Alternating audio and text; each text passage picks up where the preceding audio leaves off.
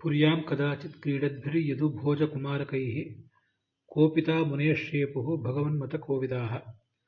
ಭಾಗವತದ 3ನೇ ಸ್ಕಂದದ 3ನೇ ಅಧ್ಯಾಯದ ಶ್ರವಣ ಈಗ ನಡೆದಿದೆ. 23 ಶ್ಲೋಕಗಳನ್ನು ಈ ಹಿಂದೆ ನೋಡಿ ಮುಗಿಸಿದ್ದೆವು. ಅದಾದ ಬಳಿಕ ಈ ಹಿಂದಿನ 2ನೇ ಅಧ್ಯಾಯದಲ್ಲಿ ಉಳಿದಿದ್ದ ಒಂದೆರಡು ಮೂರು ಸ್ಪಷ್ಟೀಕರಣಗಳನ್ನು ಕೂಡ ನಾವು ಪಡ್ಕೊಂಡು ಇವತ್ತು 24ನೇ ಶ್ಲೋಕ ಅದಕ್ಕೆ ಸಾಗಬೇಕು. ದ್ವಾರಕೆಯಲ್ಲಿ ಒಮ್ಮೆ ಈ ಯಾದವ ಕುಮಾರರು ವಿಹಾರ ಮಾಡ್ತಾ ಇದ್ರು. ಆ ಸಂದರ್ಭದಲ್ಲಿ ಮುನಿಗಳಿಗೆ ಕೋಪ ಬರುವಂತೆ ಮಾಡಿದರು. ಮುನಿಗಳು ಇವರ ಈ ಯಾದವ ಕುಮಾರರ ಚೇಷ್ಟೆಯನ್ನು ಗಮನಿಸಿದರು. ಭಗವಂತನ ಸಂಕಲ್ಪದ ಅರಿವು ಇತ್ತವರಿಗೆ. ಅದಕ್ಕೆ ಅನುಗುಣವಾಗಿ ಒಂದು ಶಾಪ ಕೊಟ್ಟುಬಿಟ್ರು. ಅದು ಮುಂದೆ ಬರೋದಿದೆ. ಸಾಂಬನಿಗೆ ಸ್ತ್ರೀವೇಷ ಧಾರಣೆ ಮಾಡಿಸಿದರು. ಅವನನ್ನು ಕರ್ಕೊಂಡು ಹೋಗಿ ಆ ಋಷಿಗಳ ಮುಂದೆ ನಿಲ್ಲಿಸಿ, ಈಕೆ ಗರ್ಭಿಣಿಯಾಗಿದ್ದಾಳೆ, ಏನನ್ನು ಹೆರ್ತಾಳೆ ಅಂತ ಕೇಳಿದರು. ಒಂದು ವನಕೆಯನ್ನು ಹೆರ್ತಾಳೆ ಈ ಮಹಿಳೆ, ಅದು ನಿಮ್ಮ ಕುಲದ ನಾಶಕ್ಕೆ ಕಾರಣ ಆಗ್ತದೆ ಅಂತ ಅವ್ರು ಶಾಪ ಕೊಟ್ಟುಬಿಟ್ರು. ಅದನ್ನ ಆ ಸ್ತ್ರೀವೇಷವನ್ನ ಕಳಚಿ ನೋಡಿದರೆ ಒಳಗೆ ವನಕೆಯೇ ಇತ್ತು. ಇದು ಅವರಿಗೆ ಬಂದ ಶಾಪ. ಮುಂದೆ 25ನೇ ಶ್ಲೋಕ ನೋಡಬೇಕು. ಇದಾದ ಮುಂದೆ 26 ವರ್ಷಗಳ ಕಾಲವನ್ನ ಅವರು ಕಳೆದರು. ತತಃ ಕತಿಪಯೈರ್ ಮಾಸೈಹಿ ಅಂತಿದೆ. ಕೇವಲ ಮಾಸ ಅಲ್ಲ, ಅದು ಕೆಲವು ದೀರ್ಘಕಾಲಗಳನ್ನೇ ಕಳೆದರು. 26 ಮಾಸಗಳನ್ನೇ 26 ವರ್ಷಗಳನ್ನೇ ಕಳೆದರು. ಮುಂದೆ ಈ ಯದುಕುಲದ ಅನೇಕ ಕವಲುಗಳು, ವೃಷ್ಣಿ, ಭೋಜಕ, ಅಂಧಕ ಮೊದಲಾದ ಯಾದವರೆಲ್ಲ ಒಂದು ದಿನ ಪ್ರಭಾಸ ಕ್ಷೇತ್ರಕ್ಕೆ ಹೊರಟರು. ಎಲ್ಲರಿಗೂ ದೈವವೇ ಮಂಕು ಬೂದಿ ಅರಚಿತ್ತು. ಉತ್ಸಾಹದಿಂದ ಪ್ರಯಾಣ ಮಾಡಿದರು. ಅಲ್ಲಿ ಸ್ನಾನ ಮಾಡಿದರು. ಪಿತೃಗಳಿಗೆ, ದೇವತೆಗಳಿಗೆ, ಋಷಿಗಳಿಗೆ ತರ್ಪಣ ಕೊಟ್ಟರು. ಮತ್ತೆ ಗೋದಾನ ಮಾಡಿದರು.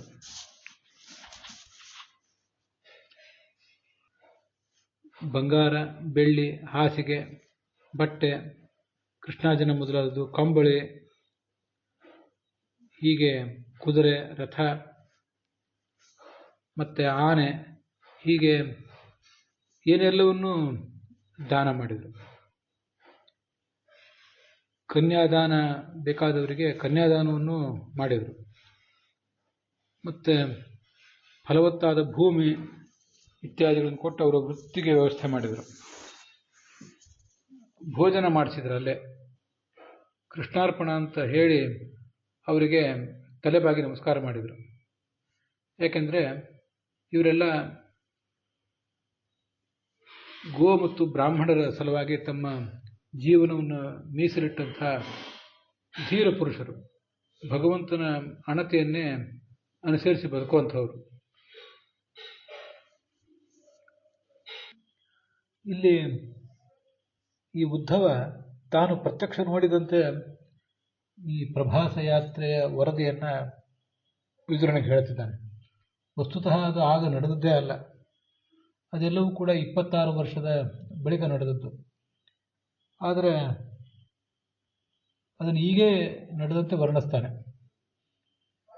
ಕಾರಣ ಏನು? 3 ಸಮಾಧಾನಗಳಿವೆ. ಭಾಗವತ ತಾತ್ಪರ್ಯದಲ್ಲಿ ಅದನ್ನು ಹೇಳಿದ್ದಾರೆ. ಸ್ಕಂದ ಪುರಾಣದ ಮಾತನ್ನು ಆಚಾರ್ಯರು ಉದ್ಧರಿಸಿದ್ದಾರೆ. ಏಷ್ಯತ್ತು ನಿಶ್ಚಿತಂ ಯತ್ತತ್ ಅತೀತತ್ವೇನ ಭಣ್ಯತೆ ಚಕ್ರವತ್ ಪರಿವೃತ್ತೇರ್ವಾ ದುಷ್ಟಾನ ಮೋಹನಾಯವ. ಮುಂದೆ ಆಗಲಿರುವುದನ್ನು ಅದು ಈಗಲೇ ಆಗುವುದು ಅನ್ನುವಂತೆ, ನಿಶ್ಚಿತ ಅನ್ನುವಂತೆ ವರ್ಣನೆ ಮಾಡ್ತಾರೆ. ಅದಾಗುವುದು ನಿಶ್ಚಿತ ಆಗಿದ್ದಾಗ ಆದಂತೆ ವರ್ಣನೆ ಮಾಡ್ತಾರೆ. ಈ ಹಿಂದೆ ಆಗಿ ಹೋದದ್ದು ಮುಂದೆ ಆಗುವುದು ಎರಡೂ ನಿಶ್ಚಿತ ಆದ ಮೇಲೆ ಅದು ಆದಂತೆ ಕೆಲಸ ಆಯಿತು ಅಂತಲೇ ತಿಳಿಯಿರಿ ಅಂತ ನಾವು ಕೆಲವು ಕಡೆ ಭರವಸೆ ಕೊಡ್ತಿರ್ತೀವಿ. ಇದು ಒಂದು ಸಮಾಧಾನ. ಅಥವಾ ಈ ಎಲ್ಲ ವಿದ್ಯಮಾನಗಳು ಕೂಡ ಚಕ್ರದಂತೆ ಪ್ರತಿಯೊಂದು ಕಲ್ಪದಲ್ಲಿಯೂ ನಡೀತಿರ್ತವೆ. ಹಿಂದಿನ ಕಲ್ಪದ ವೃತ್ತಾಂತವನ್ನು ಈಗ ದೃಷ್ಟಾಂತವನ್ನಾಗಿ ತಗೊಂಡು ಅದು ನಡೆದು ಹೋಯಿತು ಅನ್ನುವಂಥ ವರ್ಣನೆ ಮಾಡ್ತಾರೆ. ಇನ್ನೊಂದು ದುಷ್ಟಾನ ಮೋಹನಾಯವ, ಮುಂದೆ ಆಗಲಿರುವುದನ್ನು ಈ ಹಿಂದೆ ನಡೆದಂತೆ ಕಾಲ ವ್ಯತ್ಯಾಸ ಮಾಡಿ ಹೇಳುವುದು ದುರ್ಜನರಿಗೆ ಮೋಹ ಬರಲಿ, ಅಜ್ಞಾನಿಗಳಿಗೆ ಮೋಹ ಬರಲಿ ಅಂತ. ಅಜ್ಞಾನಿಗಳು ಇಂಥ ಭಾಗವತ, ಭಾರತ ಇತ್ಯಾದಿಗಳನ್ನು ಓದಿದಾಗ ಇದೆಲ್ಲ ಅಸಂಬದ್ಧವಾದ ವಿಷಯಗಳ ಕಂತೆ, ಕಾಲ ವ್ಯತ್ಯಾಸವನ್ನು ಗಣನೆಗೆ ತೆಗೆದುಕೊಳ್ಳದೆ ಏನೇನೋ ಬರೆದಿದ್ದಾರೆ, ಬರೆದವರು ಅಜ್ಞಾನಿಗಳು, ಓದುವವರು ಅಜ್ಞಾನಿಗಳು ಅಂತ ಆ ಶಾಸ್ತ್ರಕ್ಕೆ ಬೆನ್ನು ಹಾಕಿ ಅವರು ಹೊರಟು ಹೋಗಲಿ. ಇದು ದುಷ್ಟರಿಗೆ ಮೋಹ ಬರೆಸುವುದಕ್ಕಾಗಿ. ಮತ್ತೊಂದು ಸಂಗತಿ, ಸಜ್ಜನರಾದವರು ಕೂಡ, ಭಗವಂತನ ಭಕ್ತರೇ ಆದವರು ಕೂಡ ಈ ಗ್ರಂಥಗಳನ್ನೆಲ್ಲ ಓದುವಾಗ ಬಹಳಷ್ಟು ಮಥನ ಮಾಡಿ ಆ ಮಥನದಿಂದ ಆ ತತ್ವವನ್ನು ತಿಳ್ಕೋಬೇಕು. ಅದಕ್ಕಾಗಿ ಇಂಥ ವ್ಯವಸ್ಥೆ ಇರ್ತದೆ. ಇದರಲ್ಲಿ ಏನು ಬಹಳ ದೊಡ್ಡ ತತ್ವ ಇದೆ, ಮುಂದೆ ನಡೆಯಬೇಕಾದ್ದನ್ನು ಈ ಹಿಂದೆ ನಡೆದಂತೆ ಹೇಳುವುದು, ಅದನ್ನು ಮಥನ ಮಾಡಿ ತಿಳ್ಕೊಳ್ಳುವುದು. ಇದರಲ್ಲಿ ಬಹಳ ದೊಡ್ಡ ತತ್ವ ಏನಿದೆ? ಯಾವುದಾದ್ರೂ ಒಂದು ವಿಶೇಷ ಸಂಗತಿ ಭಗವಂತನ ಮಹಿಮಾಕ್ಕೆ ದ್ಯೋತಕವಾಗಿದ್ದರೆ ಅದನ್ನು ವಿಶೇಷವಾಗಿ ಮನನ ಮಾಡಿ ಗುರುವನ್ನು ಪ್ರಶ್ನಿಸಿ ತಿಳ್ಕೋಬೇಕು ಅಂತೆಲ್ಲ ವಿಷಯ ಸರಿ. ಅದು ಇಲ್ಲೇನಂಥ ವಿಚಾರ ಇದೆ ಅಂತ ನಮಗೆ ಪ್ರಶ್ನೆ ಬರ್ತದೆ.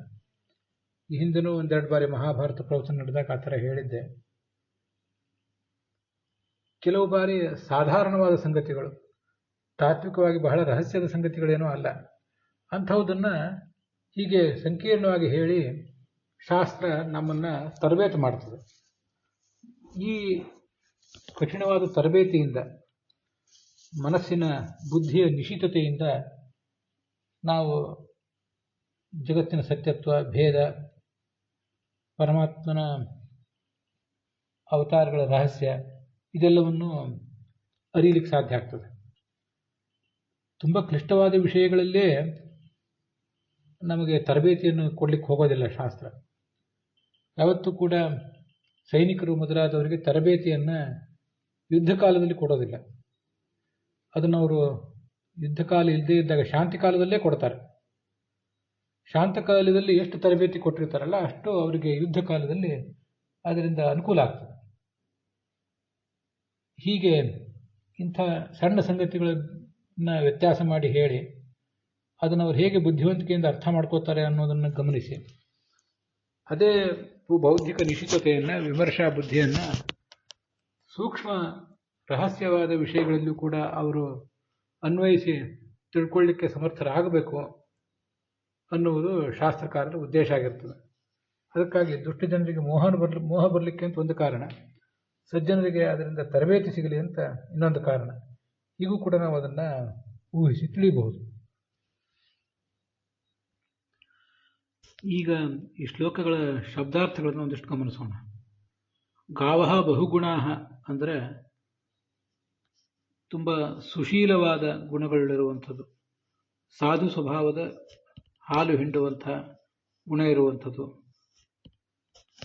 ಅಂತ ಹೀಗಾದರ ಅರ್ಥ. ಅದು 26ನೇ ಶ್ಲೋಕದಲ್ಲಿ. 27ನೇ ಶ್ಲೋಕದಲ್ಲಿ ಹಿರಣ್ಯ, ರಜತ ಅಂತ ಹೀಗೆಲ್ಲ ಇದೆ. ಹಿರಣ್ಯ ಅಂದರೆ ವಿಜಯಧ್ವಜರು ಬರೀತಾರೆ, ಹಿನೋತಿ ದುಃಖಂ ರಾತಿ ಸುಖಮಿತಿ ಹಿರಣ್ಯಂ ಅಂತ. ಹಿನೋತಿ ದುಃಖಂ ಅಂದರೆ ದುಃಖವನ್ನು ಪರಿಹರಿಸ್ತದೆ ಮತ್ತು ಸುಖವನ್ನು ಕೊಡ್ತದೆ ಅಂತ. ಮುಂದೆ ಅಲ್ಲಿ ರಜತ ಅಂತಿದೆ. ಆ ರಜತ ಅನ್ನೋ ಶಬ್ದಕ್ಕೂ ಕೂಡ ರಂಜನಂ ರಾಗಂ ಚ ಆತನೋತಿ ಇತಿ ರಜತಂ. ಯಾರು ಸ್ವೀಕಾರ ಮಾಡಿರ್ತಾನೆ ಅವನಿಗೆ ಮತ್ತು ಕೊಟ್ಟವನಿಗಿಬ್ಬರಿಗೂ ಕೂಡ ಸಂತೋಷವನ್ನು, ಸುಖವನ್ನು ಕೊಡ್ತದೆ, ಮನಸ್ಸನ್ನು ರಂಜಿಸ್ತದೆ. ಆದ್ದರಿಂದ ಅದು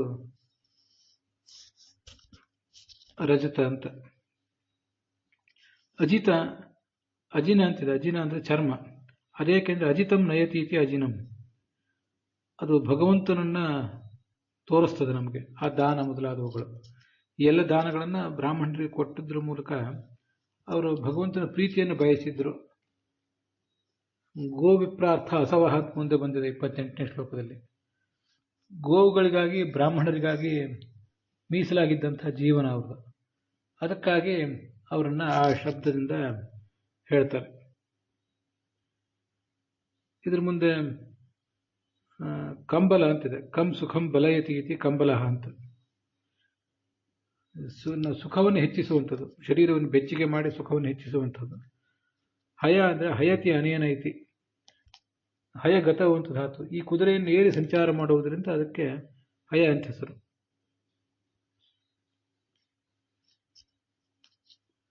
ರಥ ಅಂದರೆ ರಥಗತವು ಅಂತ ಧಾತು ಇದೆ. ಯಾವುದರಿಂದ ನಾವು ಸಂಚಾರ ಮಾಡ್ತೀವೋ ಅದೇ ರಥ. ಅಥವಾ ರತಿಂ ಸ್ಥಾಪಯತಿ ಇತಿ ರಥ ಅಂತ.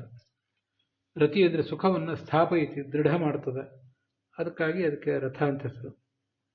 ಇಭ ಅಂದರೆ ಆನೆ, ಯಾಕೆಂದರೆ ಇಷ್ಟಂ ಭಾಪಯಂತಿ, ನಮ್ಮ ಇಷ್ಟವನ್ನು, ನಮ್ಮ ಸುಖವನ್ನು, ನಮಗೆ ಬೇಕಾದ್ದನ್ನು ಭಾಪಯತಿ, ಅದು ಬೆಳಗಿಸ್ತದೆ, ಆದ್ದರಿಂದ ಅದಕ್ಕೆ ಇಭ ಅಂತ ಹೆಸರು. ಕನ್ಯಾ ಅಂದರೆ ಕನಂ ದೀಪ್ತಿಂ ಯಾಪಯತಿ, ಬೆಳಕನ್ನು ಕೊಡುವಂಥವಳು, ಆದ್ದರಿಂದ ಆಕೆ ಕನ್ಯಾ. ಯಾರನ್ನು ಮದುವೆ ಮಾಡ್ಕೊಂಡಿರ್ತಾರೋ ಅವರ ಜೀವನಕ್ಕೆ ಬೆಳಕನ್ನು ಕೊಡುವಂಥವಳು. ಧರ ಅಂದರೆ ಧ್ರಿಯತೆ ಅನಯ, ಎಲ್ಲವೂ ಇವಳಿಂದಲೇ ಧರಿಸಲ್ಪಟ್ಟಿರುವುದರಿಂದ ಭೂಮಿಗೆ ಧರ ಅಂತ ಹೆಸರಿದೆ. ಬೇರೆ ವ್ಯಾಖ್ಯಾನದ ವಿಶೇಷ ಅಂಶಗಳನ್ನು ಇಲ್ಲಿ ಹೇಳುವುದೇನಿಲ್ಲ. ಅದರೊಂದಿಗೆ 3ನೇ ಸ್ಕಂದದ 3ನೇ ಅಧ್ಯಾಯ ಸಮಾಪ್ತವಾಗಿದೆ. ಇವತ್ತಿನ ಭಾಗವೂ ಕೂಡ ಸಮಾಪ್ತವಾಗಿದೆ.